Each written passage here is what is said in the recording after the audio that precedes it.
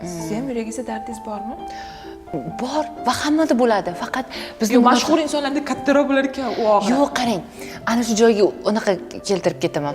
Misol keltiraman. Tushuntirib bering, Ha, mana qarang. Men 5 ta farzandli oilada tug'ilganman. Ota-onamni 5 ta farzandi bor. Men o'rtanchasi.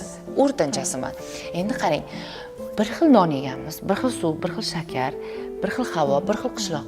Lekin hammamizga og'riq bir xil kelgan. Lekin men shunda yomon qabul qilganman bu og'riqni. Men o'zim qabul qilishim. Bizda muammo. Mashhurlarning og'rig'i katta bo'lishi, ular shunchaki og'riqni ham chuqur his qilishida va san'at darajasida men bu Drama, tragediya tasavvur qiladi. Nimaga shunday tasavvur qiladi bilasizmi? Shunday baxt yarata olgani uchun uni kuchi shunaqada. Oddiy narsani ham masalan dizayner shunda ushlaydi-da. Ichida shu narsa bo'lgani uchun oddiy piyolada ham katta san'at asari yaratish mumkin.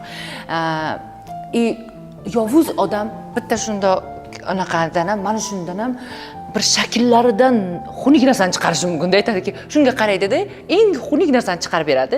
San'atkor eng chiroyli narsani chiqarib beradi. Unga farqi yo'q. Главный qarashda mashhurlarning og'rig'i juda qattiq bo'lgani, bular u qadar o'sha narsaga qattiq munosabat bildirgani va munosabat bildirishi shart bo'lgan sababi u og'riqni bitta shunda bosadi deb birdan uchib ketishi uchun. O'sha og'riq bunga tayanch nuqta bo'ladi rivojlantirish uchun.